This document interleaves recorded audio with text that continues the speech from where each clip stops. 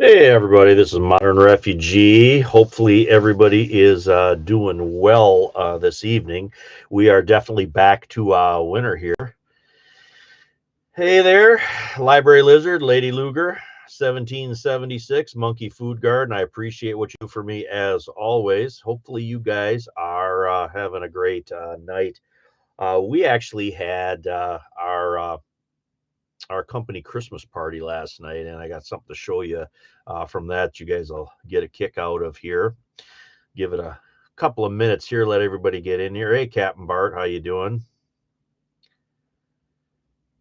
We uh, we have been going back and forth between spring and winter here, and today winter definitely came back, and everything started to freeze up again last night after all the rain and everything that we got. We got absolutely pounded with rain and thunderstorms and everything here.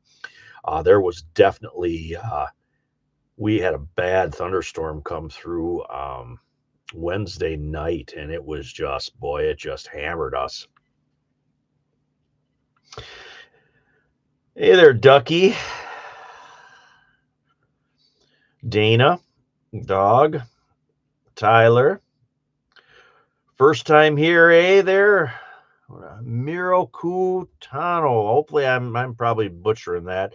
Yeah, I'm a average kind of Joe prepper with a lot of knowledge on how the old timers ran stuff and did things, a lot of self-sufficient things, things that would be extremely valuable if there was some type of grid down or collapse or anything like that. I have probably well over 1,000 videos, and about I'd say 75% of them have some type of practical tips or advice to kind of help everybody out. And I'm going to mention that right now too before I forget.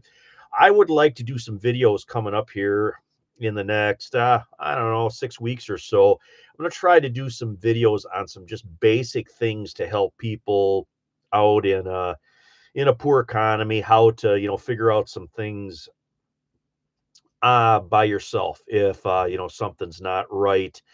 Like we have two vehicles right now that aren't running at the same time, which is not mine and not my wife's, but my adult children. Both we got two of the three of them. Their vehicles aren't running right now, so I I had to go do a little bit of backyard mechanics today. And one of the things that I had to do is I had to check if a battery was good.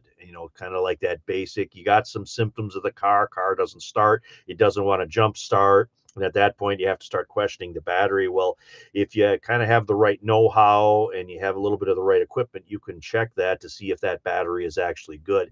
Some basic things like that I would like to do some videos on to kind of help people out, add those videos to my library so folks can kind of figure out some of these problems on their own, and they don't have to pay the well over $100 at the dealerships, and even the mechanics that do it privately that aren't affiliated with any dealership or anything are still getting a tremendous amount of money nowadays to do mechanical work. So anything that I can do to help save you guys some money, I want to try to do that. So I'm going to put together a few videos on some just basic things. I've already got outdoor skills and canning and gardening and hunting and butchering meat and a bunch of other stuff. I already have those out there, but I also would like to have some money saving things for you guys as well.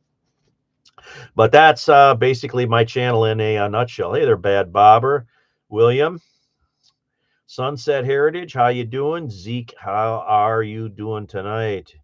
Joe, the weather has been warmer than normal. Oh yeah, I didn't know. I thought it was like 2 or 3 days ago. I went outside in the morning and the wind was blowing and it was like 52 degrees outside. It felt like the first week in April here. A prepper for the ages and happy girl. I want to share my Christmas present with you guys. My employer and his wife, they're extremely generous people, and they give a Christmas party every year for the people that work for them. And I was given a gift that I want to show you guys here. And this is what I was given. And what this is this is a small battery operated pruning style chainsaw. You can kind of see that there, and you can see this is the safety and the trigger to make that work. And then of course that is your little on switch, but that is what this guy is here. And it's basically a little battery operated 4-inch chainsaw. And I was looking at this last night, and I was thinking, this could definitely have some practical applications, in a bad situation. First of all, these batteries here are rechargeable. So if you had this hooked up to a solar panel with the right setup, you could charge these. So then you would be technically off grid. And a small little pruning saw like this has a lot of practical advantages, like for bushcrafting and that kind of stuff. Like if you had any number of rocket stoves or Kelly kettle or anything like that, you could cut small pieces of wood with something like that to do things like boil water or cook small meals, whatever. And if you think about all the little folding saws and stuff that all the bushcrafters and all the survival people talk about, and myself included, things like the steel pruning saws, silky saws, Baco Laplanders and stuff, Fiskars folding pruning saws. Those all started out as a pruning saw. Silky is kind of the big one. That was originally started out as a pruning saw. That really wasn't looked at as a survival tool. It was more of a tool to prune, do arbor work, that kind of stuff. And that's kind of what that is. So I was thinking, you know what, I might take this out and use it a little bit, kind of do a little bit of a review on it and see if there's any practical application for, something like this. If there would be some type of, grid down event, just for just to see if it would would be beneficial. But anyway, I that was my gift from my employer, and I thought that was a pretty neat gift, and like I said, something that perhaps might come in handy at some point. But anyway, I thought I would just show that with you guys there. Yes, L Dog, I do fish. I don't fish as much as I used to. My in-laws fished. My father-in-law was just one of the best fishermen I ever knew in my life. And we do fish both in the summertime offshore, and then ice fishing is huge around here. And this rain, this warm that we had, absolutely just trashed the ice and kind of made everybody a little bit depressed, because now we got to, the ice has got to, the lake's got to refreeze again. But we catch a lot of walleye and perch are the two main fish that get fished ice fishing. In the summertime, there's catfish, sucker in the spring, in the early spring, and sucker are a fish that the old timers, white sucker, they did a lot of canning. They would can them and they would smoke them. Whitefish is another thing that's caught. Another thing that's caught off of like where there's a little bit deeper water, like if there's break walls and there's rivers coming in where there's marinas and stuff around here, lake trout is another thing that is that's caught offshore fairly simply and fairly easily. And I think I even did a small short on how to cook whitefish at some point. Hey Sandy, how you doing? Monkey Food Garden. Long gone are the days when you could change your oil for under $10. Oh, yeah.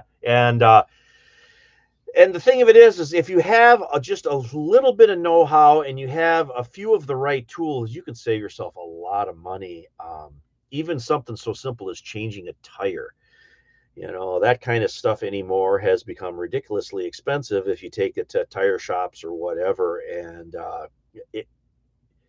people are pushing cars further and further because they just can't afford anything new. The truck that I have now, it's a 2013 truck. It's 2026. I bought it over 10 years ago. I'm still driving it. It's rusting out on me, but mechanically it's still sound. But if I would want to replace that pickup truck today with something brand new, with the taxes and everything included on that, I'm probably looking at between $60,000 and $70,000 for a new one. And that's just I mean, we paid $40,000 for our house, actually 48, I think is what we paid for our house. It was little under 48,000 we paid for our house. So, I just can't see spending that kind of money on a vehicle that 2 years later is going to be, not even worth half of what I paid for it. And then you're still, on the note for 40 grand or whatever that is, even with a 15 or $20,000 down payment. That's just, crazy nowadays. But yeah, folks, I think, are going to go back to trying to repair a lot more of their own stuff because you just can't, the days of the 10-minute oil change places. I remember like the big box stores that used to have the auto garages and stuff in there. You could just pull in there and get an oil change while you went and got your groceries or whatever. Now you have to have appointments, and there's all kinds of rules and stuff, and there's all kinds of things that they used to do for free that they now charge you for. And it's just the way that the world is becoming. Jody from Michigan, what a great gift. Yeah, I thought it was pretty neat. So hey, Washburn, how you doing? Yeah, Walmart, $20 for 5 quarts. I actually, one of the things that I have done, gosh, probably going back into the 1990s, the late 1990s, I started using full synthetic oil. At first, I used Castrol full synthetic, which I think they called Edge back then, or no, Syntec. Now they call it Edge. And then in a couple of my later vehicles, I switched over to the full synthetic Mobil One, and I have had really good luck running full synthetic oil. So I pay a little bit extra for the full synthetic, and now there's so many vehicles that's just what they run. They come right from the factory with the full synthetic oil, and I have had very good luck with that. So that is what I continue to use is the full synthetic, even if it costs a little bit more on the front end. I have found that it has stretched out my powertrain quite a bit. And I had a 1998 Chevrolet pickup truck with a 350 motor in it, and I had that until about 2018, 2019, something like that. So I had that going on 20 years, and the engine and the transmission were good. It was the rest of the truck that was going. The frame was starting to rot out. I was having brake problems. The steering was going. The steering was probably the worst one. So but still, my powertrain, my motor, and my transmission were still going strong.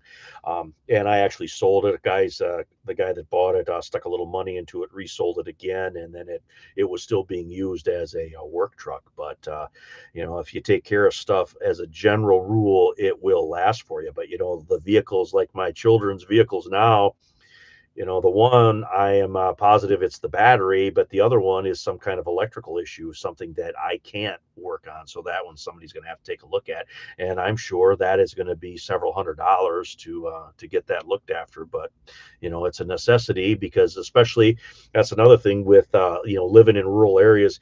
A lot of preppers will tell you, move out of the cities, which is more or less solid advice. But then a lot of times, younger people especially will have to commute to the cities to work because that's where the better paying jobs are. There's more variety in the different places where you can work. And at that point, you're going to need some type of reliable transportation. So then that takes a big chunk out of what you're making. But keeping those vehicles up is, kind of a full-time job. Oh, John Poole, how are you? Following the light, Vicinator. Jenny, running late. Oh, don't worry about running late. We're always here. Hey there, JD Preppin, Sea Farmer, Craig Bond, Dog Bite. I live by Saratoga National Battlefield where the Revolutionary War took place. It was a turning point of war. This is where we got our freedom. And people want to give it up. Yeah, I see that's become real popular in the last couple of years. People are doing shorts and stuff where they say, "Oh, I'm leaving the United States. I can't live here no more." And well, some of us we're not leaving. It doesn't matter how bad it gets. I'm not leaving. I'm not leaving the United States, and I'm not leaving Michigan. This is where I grew up. This is where my relatives all lived. All my family members are buried at the cemetery. Just up the road from where I'm at here. I don't care how bad it gets. I'm not leaving. I'm staying, and I'm going to try to make it a better place. If that means making, YouTube videos to show people how to do things, or if that means helping my neighbors, or if that means, working in a local business like I'm doing now, helping out friends, neighbors, townspeople that moved up here, from the city trying to make a better life. I'm going to stay here and try to make it better for us living in this area. What good is it going to do, the people that are left behind, if everybody that is trying to help out packs up and leaves? Then everything is going to go to hell. I'm not going to do that. I'm going to stay here, and I'm going to do what I can to try to help out not only my family, but also my neighbors, my friends, and the people that live in my town, because that's you know I'm not going to run. Plain and simple. That's just the way it is. But anyway, so much for my rant there. But that's basically how I feel about stuff. If you live in the rust bucket, you're better off buying a vehicle from downspout and spraying the underside. Oh yeah, a lot of people do that. A lot of people bring vehicles from down south up here, and then they try to sell them. And I noticed too, a lot of vehicles, some vehicles aren't really engineered to not rust out. And the next time I purchase something, I'm going to be really conscious. I'm going to get underneath. I'm going to look, because a lot of times when you're looking up underneath a vehicle, any little lip or ledge or anything like that that is on the underside of the vehicle, that's where dirt, salt, and stuff, that stuff can collect. And then that's where you have rust problems. Then it's stuff rusts from the inside out. It might look fine on the outside, but it's starting to rust on the backside that you can't see. So any place where stuff can't drain, or can't that rust, that dirt can't get out of there, even if it's washed. That's what you got to look for. And then two, a lot of the old timers, what they would do, they would take WD-40, or they would take a little bit of diesel fuel in an oil can or something like that, and they would go up in those spots. And on my truck now, one of the things that I did when I first got it, because I actually had other pickups where the hinges for the tailgates would rust out. So that was something that I actually was really conscious. Every time I would, whatever, change the oil or whatever, I would spray WD-40 or PB Power Blast or something like that in those hinges, to keep the moisture and the salt, the stuff out of there, to keep those hinges from rusting out. And my tailgate hinges, they're just starting to rust a little bit now, but they're still going strong. And that was something that I seen on multiple different pickup trucks. And then the latch on the trucks, well, now there's latches on trucks that are all sealed, and they're electronic. You push a button and the tailgate comes down. And I wonder how long before something like that is going to go. There's so many electronic things on vehicles anymore. I basically just want a work truck. I don't need a television screen this big in my dashboard to see what I need to see. I want to know what the amps are. I want to know what the oil pressure is. I want to know what the fuel gauge is, and I want to know the temperature of the engine. I want those four gauges to tell me what's going on with my engine. And the computer on the vehicles, they're kind of all right sometimes too, especially if you have readers or something. The computer could tell you what's wrong with the truck, and sometimes that's actually pretty convenient.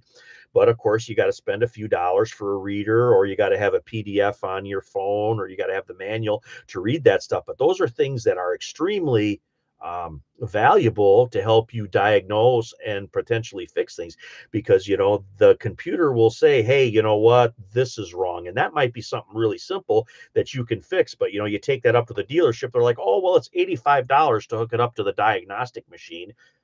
A lot of times you can go buy one of those diagnostic readers for less than that, and then you have it, and then it's good for a while for you. So if you use that diagnostic reader 3 or 4 times, it paid for itself. And then even more so, if it's something that you can fix yourself, again, you just saved, you paid for the tools that could be used multiple times, or loaned out, bartered out. Hey, you know what, you want to use my reader? That's cool. Maybe bake me a loaf of bread and bring it over, call everything even. There's different ways to look at, kind of the black market economy and how to run things and barter and stuff. And there you go. There's some good ideas.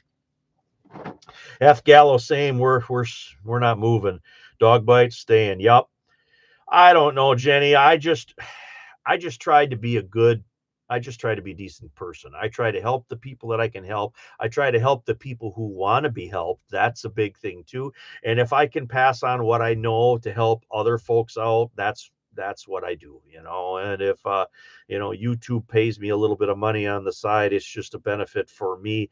But the videos that I put out, I want them to be practical. I want them, and sometimes I talk about different, ideas and things where I think things are headed, and how I look at life. Sometimes I do that too, but as a general rule, I try to provide some kind of value to the preparedness community and everybody at large.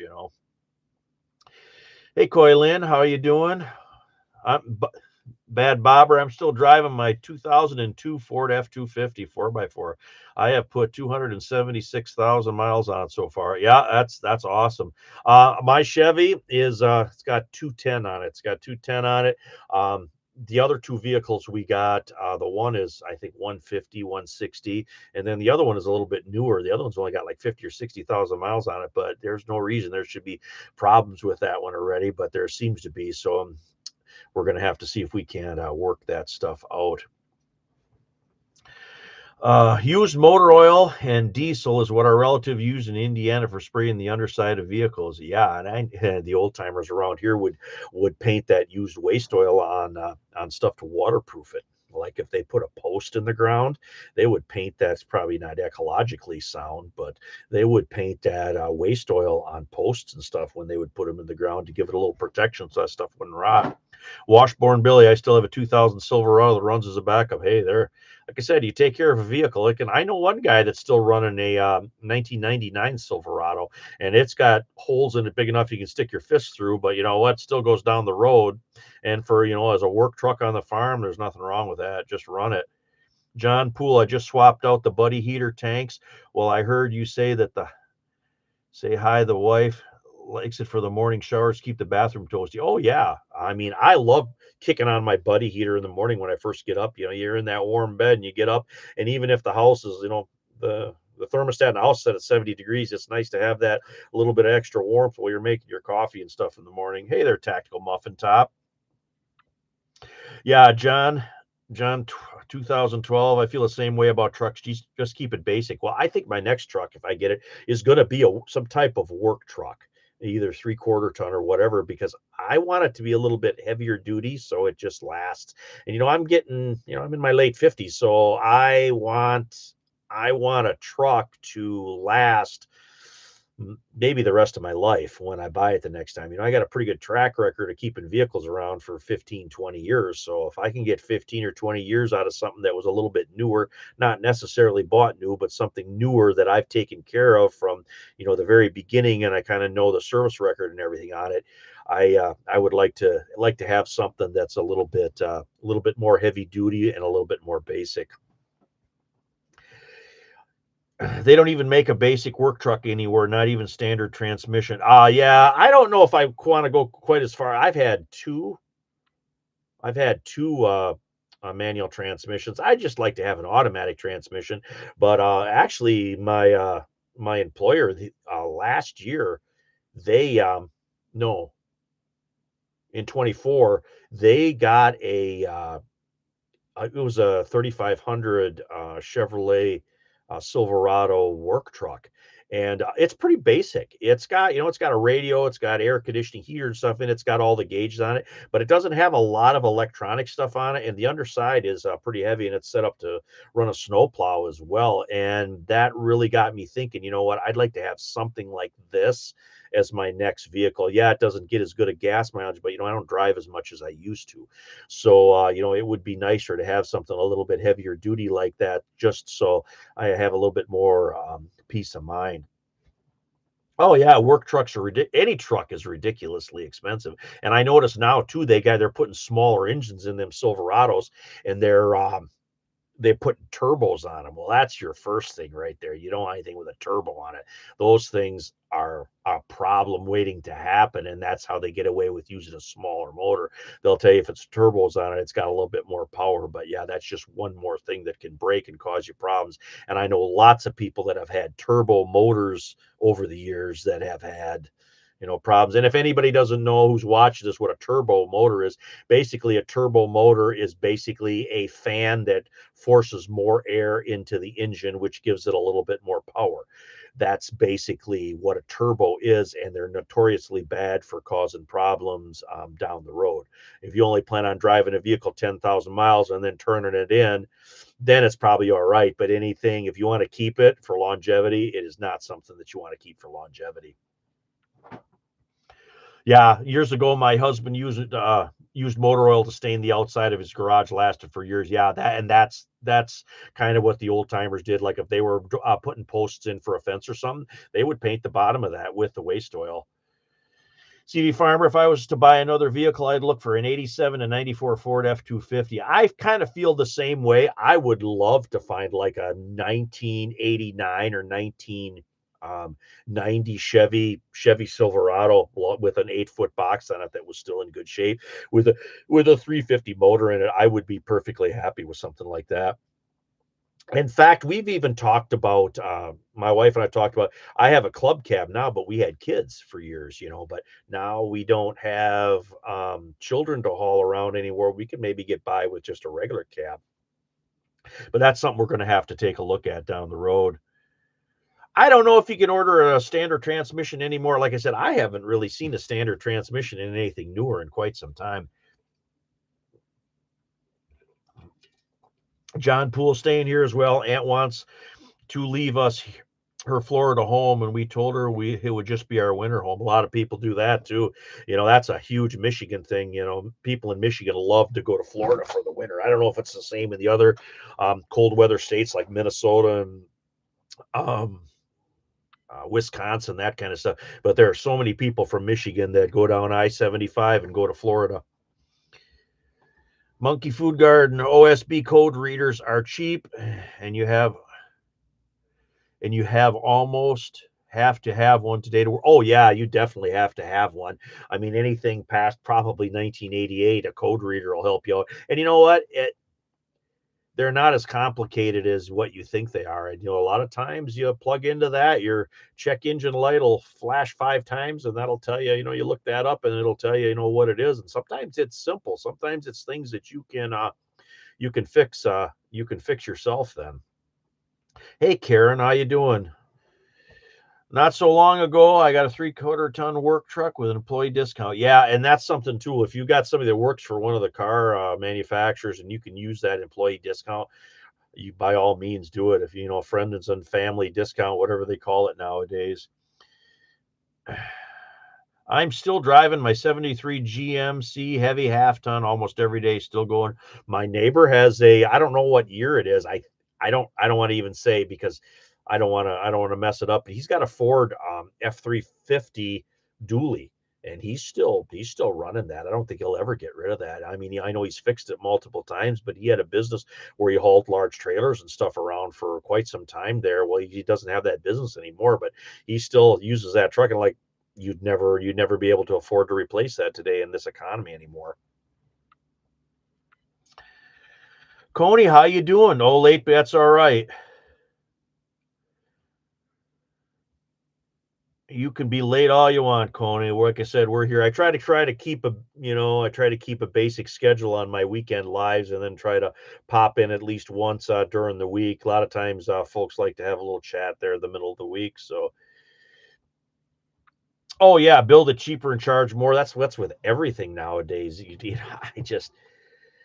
I've been in the new couple of the newer Chevy trucks. It's just like a huge TV screen all the way across the front, man. I don't want the latest technology. I just want the stuff I need for the vehicle to go down the road. I don't have to have 70,000 features and satellite radio and all this other stuff. I just don't need it. I mean, I don't. I know people are kind of gadget hungry nowadays, but you just don't need that stuff. I mean, those are just problems waiting to happen. Then what if that, what if your heater is on that TV screen? It's digital, and then what if that goes out? Well, now you can't turn your heater on.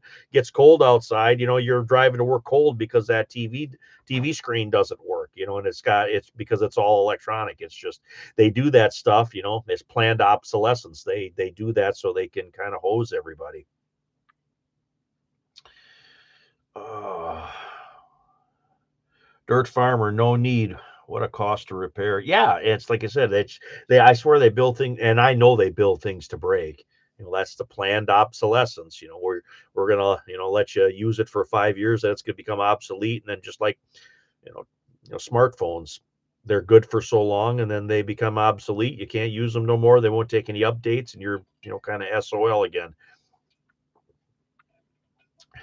Had a 90 3/4 ton Dodge with a Cummins 12 valve, got million three out of her parts, were not available no more in northern Canada, and still ran great. Oh, I remember the old Ford straight sixes and slant sixes and stuff like that. The 318 Chrysler motors were all right. The Ford 351s and 400s were good motors, but I've always had a kind of a sweet spot for the 350 Chevys. They were always. And then Chevrolets, a lot of Chevrolets were built here in kind of the central part of Michigan. You got Bay City Chevrolet, you got Flint Truck, you got Pontiac Truck, and so I was always kind of, but any of the big three basically here in Michigan. I learned that when I went out west to see my cousin, and we got out there, and I just was like, man, there's a lot of foreign cars, Hyundais and Nissans and whatever. And he goes, well, you're in Michigan. He said, that's why you see all, you come out here. He said, foreign cars are much more popular out west here than what the big three are. That was 25 years ago. But, I'll always have kind of a sweet spot for, Chevrolet pickup trucks. Karen, OMG, the old trucks here. Well, especially down south, you don't have to worry about the salt and the rust as much as you do up here. But rust is the stuff that's been killing. That's the last few years I've really noticed newer trucks rusting out a lot more. And I was also told too, when General Motors went through the bankruptcy and stuff, they really cheapened up the steel that they were making, and that was for pretty much the auto manufacturers. They cheapened up the steel quite a bit, and that's why you're seeing a lot of the rusting that's going on now on newer vehicles. Mike Tango Whiskey, 4-cylinder, twin turbos on everything, designed to fail. Yeah, yeah. Like I said, turbo. That's just something that's going to break and give you nothing but problems down the road. So you want to kind of avoid that. At least that's my opinion, anyway. Uh, Come here for my next one. I might have to do that, Karen. I might come down south and buy something and bring it back. Will they? They're not going to give me too much grief for being a Yankee if I come down there. I just got to ask that. Got a lot of good friends down south. I just want to blend in if I can. Hey there, Hawkmeyer. How you doing? John, 2012, the zinc coating. Yeah, like I said, there was something with the metal. They had cheapened up something in the metal, and that's why those vehicles are having a lot of rust problems. Dirt farmer, remember push start with a manual transmission? Oh yeah, push. That was something with a stick shift. You got your car wouldn't start. You had two of your buddies push the truck, and you'd pop the clutch, and it would start the vehicle. I did that. I had an S10, Chevy S10 pickup truck that did that. It had a three speed. I think it was a 3 speed if I remember right on it. But yeah, we used to pop the clutch and start the vehicle when the thing wouldn't start. It's a viable thing. It works.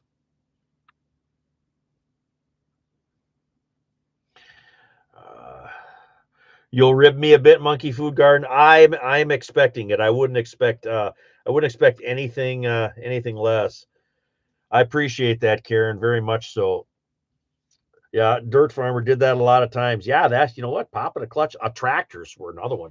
Um, uh, Ford 8N tractor. We used to do that on. We used to have a Ford 8N tractor on the farm when I was a kid growing up, and there were a couple of different times where we kind of gave that a little bit of nudge with one of the other vehicles and got that thing rolling. And you pop the clutch, and she'd roll over, and she'd start up for you.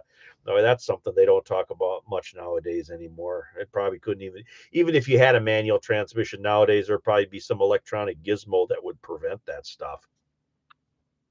Oh yeah, Corvair 69 to 72 in high school, coasted the driveway hill every day. Yeah. Yeah, like I said, that's, where do you hear about that kind of stuff anymore? You just don't, it's because everything has gone back to, everything has gone to technology of some variety or another. Some of them old time techniques and skills like popping the clutch to get a vehicle running again. Boy, I'll tell you what, in the right set of circumstances, that can be a real lifesaver. Hey, Dangerous Freedom, how you doing today, Wayne?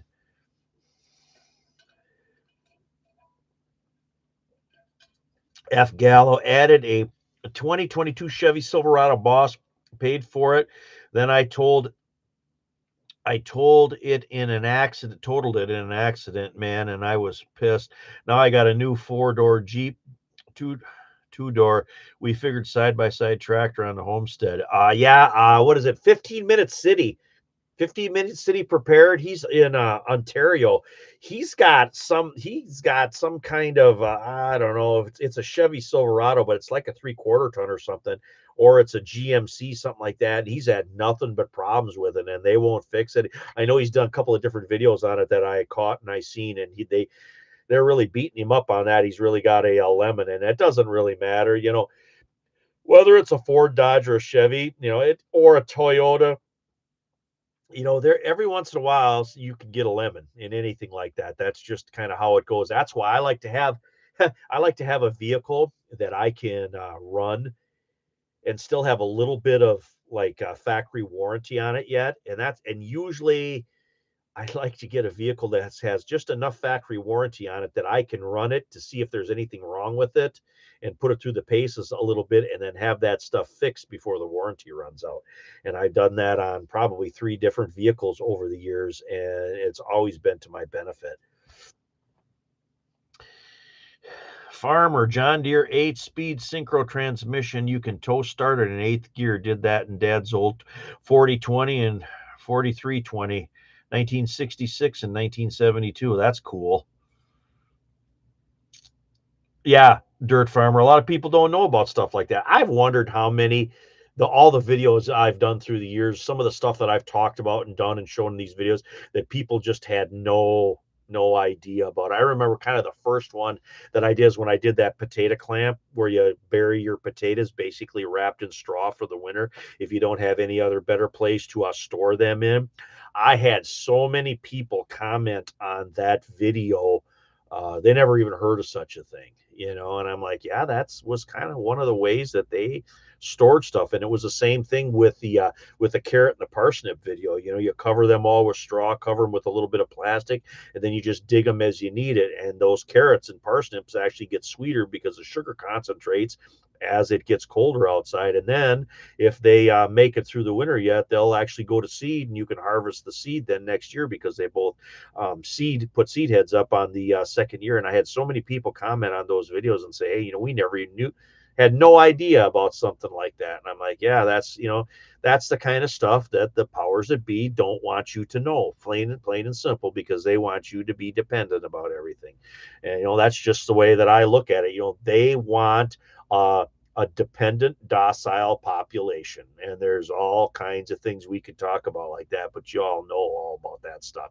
But that's what they want. They want a docile population that they can control. They don't want people that are self-sufficient, independent, kind of go-getters. They don't want that. They want you to just shut up, pay your taxes, go to work, come home, watch TV or the internet, and eat too many Cheetos and drink too much pop and then get overweight and not want to go out and do anything physical. And I could just go on and on and on. But that's what they want. If you're overweight, you're out of shape, you got this problem and that problem. And trust me, I have my share of health problems too. But that's how they want you, because then you're not going to cause them any problems, plain and simple. Anyway, I could go on, but I better quit while I'm ahead. Sunset, how are you doing? Chevy only Gallo, that Chevy only had 15,000 miles on it, never had a problem. I've been fairly fortunate. I've had a couple, things that had to be taken care of, but that's why you always try to get it. Well, it's got a little warranty underneath it too. And then sometimes things kind of, when they put a vehicle out, that's another thing. You never want to buy a vehicle the first model year that comes out after they redesign it because they want to make you a beta tester. And here's another one. Firearms are the same thing.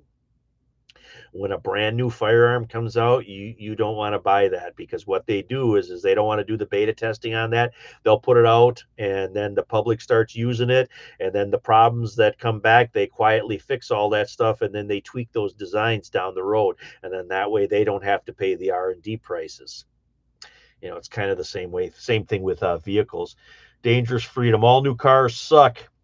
We buy the mother-in-law a new vehicle every 5 years because the trucks simply don't last on the farm. The last three were new Chevys. I'll keep that in mind. Mark Hines, not meaning to change the topic, but we ice fish here in northern Canada. Do you have them in? We fish ling here. Oh, ling cod. What's the other thing they call them? Burbot. I think they call them burbot. Up up in the upper peninsula, I believe they fish them. They don't fish them down here in Lake Huron where we're at here, but whitefish is a big one that they fish here quite a bit. But that lingcod, that burbot, that's kind of like a freshwater cod for those that don't know. And my wife's uncle used to go up. He went up somewhere in Ontario, and that's what they fished for up there. And they would actually bring quite a bit of those back. But here where we're at, we don't actually get those, Mark. Just like jumping a solenoid with a screwdriver. Oh yeah, definitely.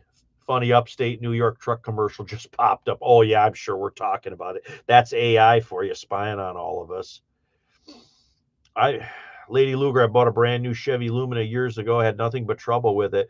I asked the service manager if I had a lemon, and he said it was turning orange. Finally, I discovered it was a bad computer. Yeah, actually, Lady Luger, my wife, we just gave away my wife's Impala. It was a 2011, and I think that had 260,000 miles on it, and it had a few little problems and stuff with it, but we gave it to our one child to just see if they couldn't squeeze a few more miles out of her just running around town.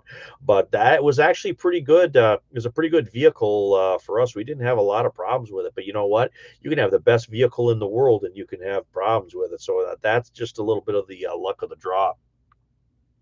Oh, thanks, Monkey Food Garden. I appreciate you posting that link for me very much. Dangerous Freedom, that's my secret to getting newer rides overseas. Karen, they got a 2014 Chevy 3/4 ton growing strong. I kind of wish I would have got maybe a 14 instead of a 13. It had a little bit different design body. Maybe I wouldn't have the rust problems that I got now. Frontline Warrior, I have to lose weight. Started working on it. If I can ever get this knee squared away next summer, I'm going to start walking every night again. But because I'd like to lose a few pounds. I don't know. I don't want to call it a New Year's resolution or anything corny like that. But I'm gonna hopefully I could get this knee figured out here this winter in the cold winter months, and then when it gets warmer, I can kind of attack things a little bit.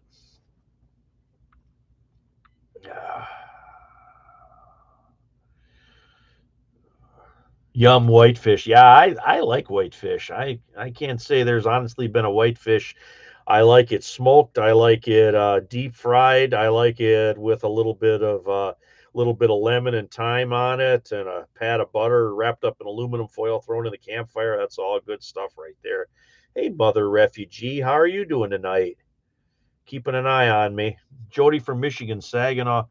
Friend fishes in Canada. Lake Simcoe. Yeah, Simcoe is a large lake in north of Toronto in Ontario that's known for basically it's known for ice fishing for perch.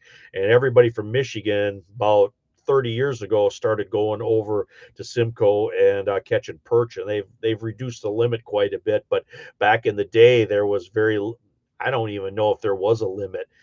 30 years ago on perch on Lake Simcoe, but they've cut the limit down quite a bit. But I've actually been over to Simcoe fishing yellow perch. It's definitely a good time.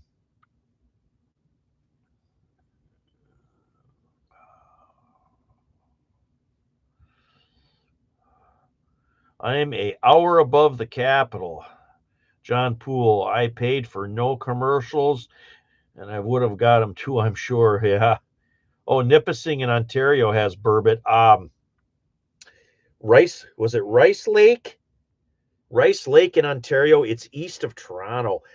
We had some guys that were camping beside us up in the UP one year, and they said that they had their boat. They had kind of bass boat style that they had set up, and there were two of them. And they said they went over to Rice Lake, and Rice Lake was known for white crappie, and they had these long cane poles, and he said they would take that cane pole and they would go back to the guy in the back of the boat. He would bait the hook, they would swing that cane pole over, they would drop that, whatever, 12 feet off the side of the boat there. They jigged that a few times, they'd hook a crappie, they'd pick it up, they'd swing it back around to the guy in the back of the boat. He'd take the crappie off, rebait the hook, and then they'd swing back around. They do the same thing, and they do that until they got tired, and then they'd switch places, and that's how they caught. They would caught crappie on that Rice Lake because it was so known for crappie. And he said they would bring back just all kinds of. He said they'd vacuum seal all that stuff, freeze it, flash freeze it, and they would bring all that back. And he said that was their eating fish, and the rest of the fish that they fished for, they just fished for fun of it, and they turned them loose, and they said that the only thing that they kept were those crappie out of that Rice Lake. But I always thought that that was a pretty neat story. But and they fished them with a cane pole, no reel, no nothing. It was just a cane pole and line and a hook and some bait. Oh yeah, Coney, I appreciate it, thank you very much. uh, uh, Yeah, the lakes in Ontario. Ontario's got some beautiful. You get up in northern Ontario and stuff. There's just some beautiful, wild, untouched land up there, and we used to have that here in the Upper Peninsula to a certain extent, but now in the last few years, a lot of the places they're starting to build and go back and putting in telephone poles and running power lines and stuff. There are places I remember 2 years ago we went up to the UP in the wintertime, and there were some places that we used to go to. There was all of a sudden there was like this clear cut going through there, and there were telephone poles and power lines through there, and I would have never thought that they would have put telephone poles and stuff into those areas, but oh yeah, they're there. You just you can't stop people from going out in those places and starting to develop stuff. It's just the way the world is anymore. But yeah, one of these days I'm going to have to get a different vehicle. I'm really kind of dreading it because I don't want to have a vehicle payment. Maybe there's some way I can figure out how to pay for it otherwise. But yeah, some of the things with preparedness are just regular, everyday life things. And but yeah, I want to try to do a few little practical videos to maybe help somebody out if they have, a vehicle doesn't work, or if they're having some problems with something. Maybe they can look my video up, and it'll point them in the right direction where they can maybe do some of that stuff. And a lot of stuff, since I started working in a full-time hardware store, some of the things I've noticed where technology has been beneficial is some of the how they go about doing plumbing and a little bit of electrical work. And you look at air nailers as a good example. They can do a roof in half the time now because they do it with air nailers. Back when I did roofing, when I was like 21, 22 years old, we drove every nail by hand. And now, one guy can do the same amount of nailing that it took three guys with hammers to do back, when I was 20. So there's some things that technology has given us some benefits to, but when people rely on it too much, it can be a problem as well. Mark Hines, verified on Rice Lake. Welcome you to our northern homestead to fish in northern Canada. A few people, lots of nature when you're ready. Oh, I appreciate that very much. Very much so. Like I said, I've been over to Ontario a few times, and I enjoy the nature and the outdoors there in Ontario very much. One of the things that I always said that I wanted to do is I wanted to hike the Bruce Peninsula a little bit there by Georgian Bay, because that's basically right straight east where we live here. So it's just on the other side of the lake. and it would be definitely fun to do that. Even if I would do just a few sections of it, would be kind of neat. Oh yeah, payments suck. I hate vehicle payments. I hate them. So I'm going to try to get out of them the next time around, or try to pay cash for something maybe a little bit older that's still in good shape. Who knows? I'll figure it out one way or another. Oh yeah, always keep an eye out for low mileage older vehicles. Yeah, if you can find, somebody that's trying to get out of a vehicle too, that they started paying on it and then they don't want it or whatever, that's another thing that can save you a few dollars too. You can just assume the payments on that vehicle and take over the payments. And I know a couple people that have done that, and it's been to their advantage over the years too. Hey, Patriot Preacher, good to see you. Oh, insurance is ridiculous. That's a money making racket too, if I ever seen it. Some of the stuff that the insurance, yeah, we had the guy. What was it about? Was it 3 years ago? It's right when I was in the hospital, all screwed up, from my life threatening thing that I had there back in 2022, 2023. Then I get the letter in the mail. Oh, we flew the drone over your house and we don't like the way your roof looks. We want you to replace your roof. Now that made me madder than hell. I dropped that insurance company, and then I thought it was funny. We did have the roof replaced. It took us two years, but I did have the roof replaced then in 24. And sure enough, then I got a letter after we replaced that roof. Oh, we'd like to be your insurance company again. You know what? You're not going to ever get another dime of my money ever again if that's the way you want to run business. That's all that is that's BS. That whole thing where the insurance tells you what you need to do to your house. What's the point of owning a house if that's the point? If you're going to tell me what I got to do with my own stuff, yeah, no, that doesn't fly with me. I can understand if it's something like a safety thing or something like that, but that, oh, we just don't like the way your shingles look. They're a little rough up there. You need to replace your roof, or we're going to drop your insurance. No, not even a little bit.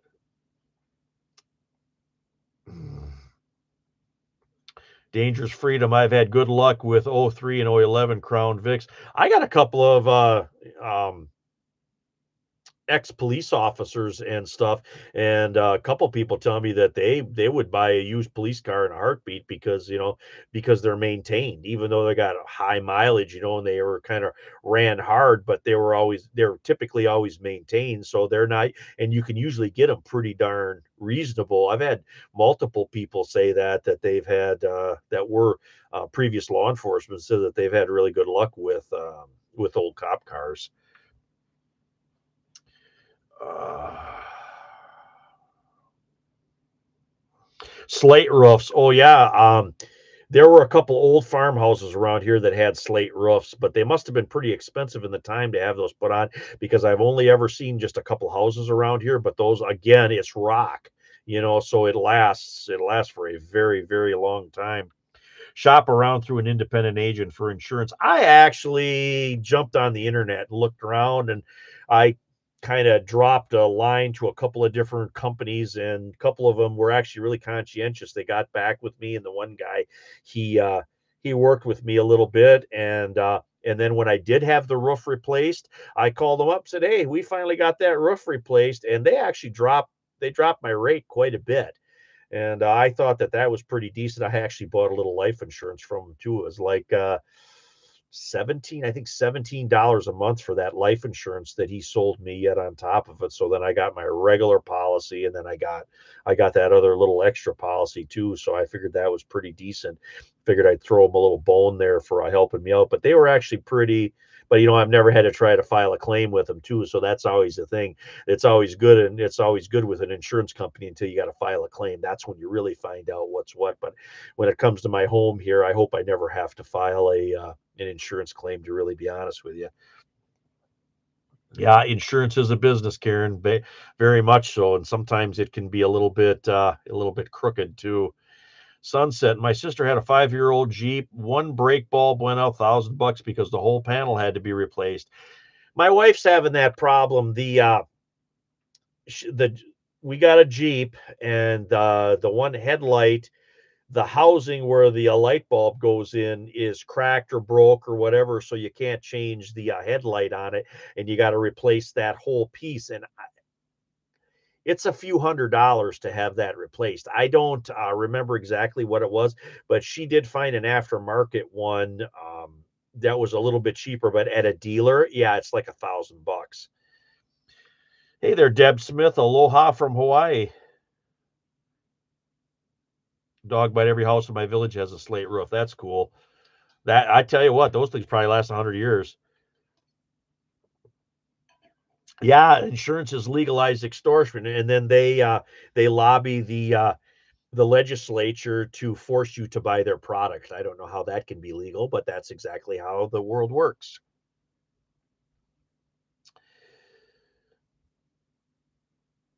Yeah, Audi is the same thing as the Jeep there. Yeah, and you know what? Other than that, that Jeep has been a decent vehicle. That's just the kind of the one bad experience that we're having with that particular Jeep. But as a whole, the vehicle has been actually pretty solid. It's got a small V6 in it. It's got a good four-wheel drive. It handles good. It's got power. You know, we've got over 100,000 miles on it now. It's still, I think the only thing that we had done to it, I think, is brake pads and windshield wipers, and of course the light bulb thing.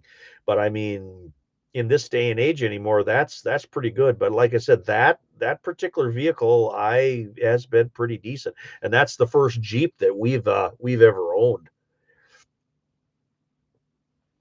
Uh,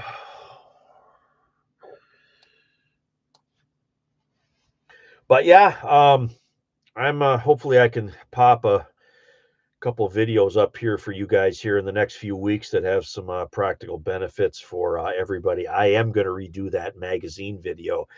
That really irked the heck out of me that YouTube won't let me put that one up, and I'm actually think I'm going to break down the parts and then just show the parts individually and not show any putting anything together. I think I can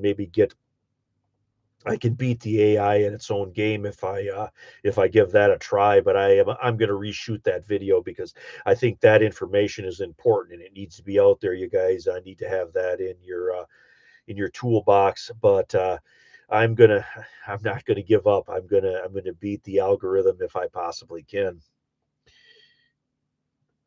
$236 for an aftermarket fog lamp lens on my 2018 Silverado. Yeah, that all sounds about right. Bulb replacement is a thing gone by. Now the whole thing has to be replaced. Well, um, my son, he called me up one day this week. It was before we had that really nasty rain and everything melted. He said, "Hey, my one windshield wiper is going to heck. Can you get me a couple windshield wipers?" I said, "Yeah, I'll have a chance to get you some." So I got two. They were ridiculously expensive, $20 a piece. So I got two windshield wipers. They were Bosch, and I'm like, well, Bosch, that should be a pretty good brand, whatever. And I got the little bit heavier ones for like the winter snow. They're the snow windshield wipers are a little bit heavier than just the regular ones. I pulled the thing out of the package and it had two or three plastic fittings on there to hook it on to whatever the style of a windshield wiper arm you had.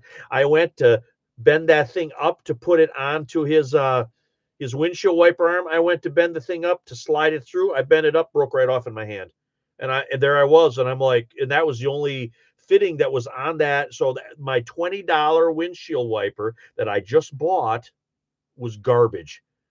So I got the other one on. Well, then I went and ended up getting a different windshield wiper and putting it on the other side. Well, they don't match, but it's an old vehicle anyway.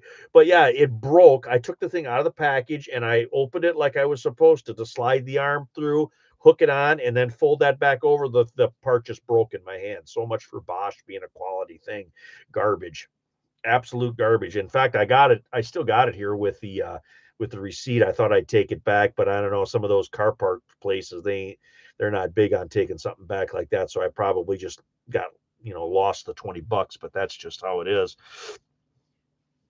I have rebuilt many GI mags.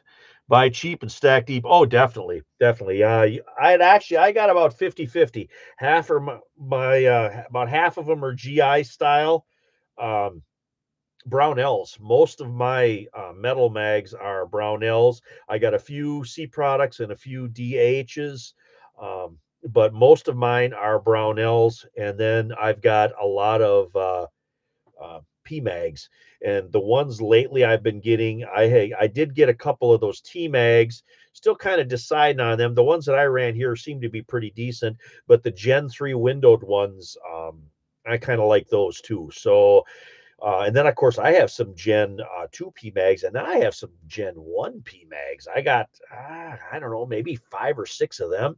Never had one problem with them. They all run very, very well. And most of the Brownell aluminum metal mags that I have, they have the Magpul followers in them. I have, I think, 3 or 4 that have the a little bit older green followers in them.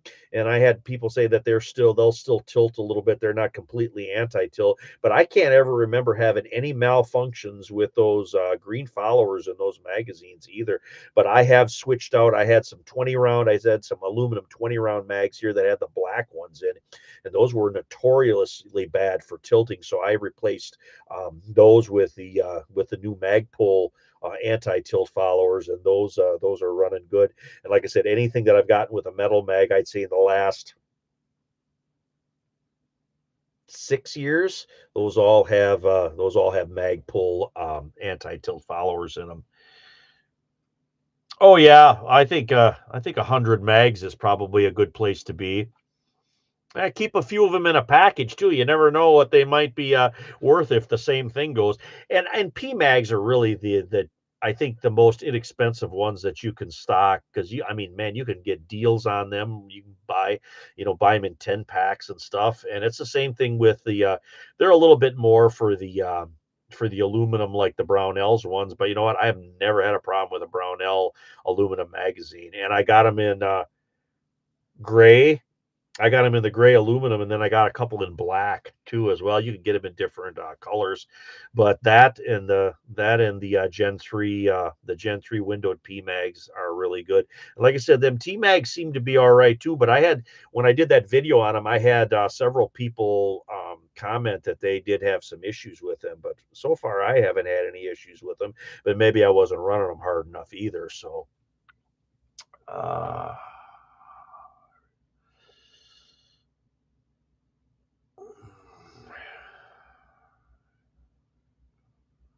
Yeah, PMags are my go-to. I never had any issue with them yet. The only thing Magpul that I did break some Magpul stuff, but it was never anything AR related. It was actually AK stuff. I had an AK stock, and I had a folding AK stock. What do they call them? Zhukovs. I had one of those that broke, and then I had a fixed AK stock that actually broke. So I don't know if that's a different polymer that they used in those particular ones. And then I had a vertical foregrip from GG&G, and I loved them. They went on. You didn't need any tools to put them on. Take them off, and they had a little screw on the bottom that secured them onto the pick rail, and I used it for quite a long time. They had kind of a contour to them. They fit my hand really nice. Well, I broke one of those, and it broke in a really bad spot. It broke right along where it secured onto the rail, and I tried to contact GG&G because I had bought other stuff from them, and at that point, I liked their products. I had good luck with stuff I got from them, but I thought that was pretty bad where that broke there, and I wanted to let them know about it and kind of take pictures and show them what had broken stuff so they could maybe tweak it or whatever. And I sent them emails with pictures and stuff of what had happened with explanations, whatever, and I never got any response. And I'm like, okay, no problem, I'm done. So I never ordered another thing from them too. And the remaining GG&G products that I had on my stuff, I took all that stuff off and I replaced it with Magpuls. I put Magpul vertical grips on my stuff, and I actually sawed them down so they fit.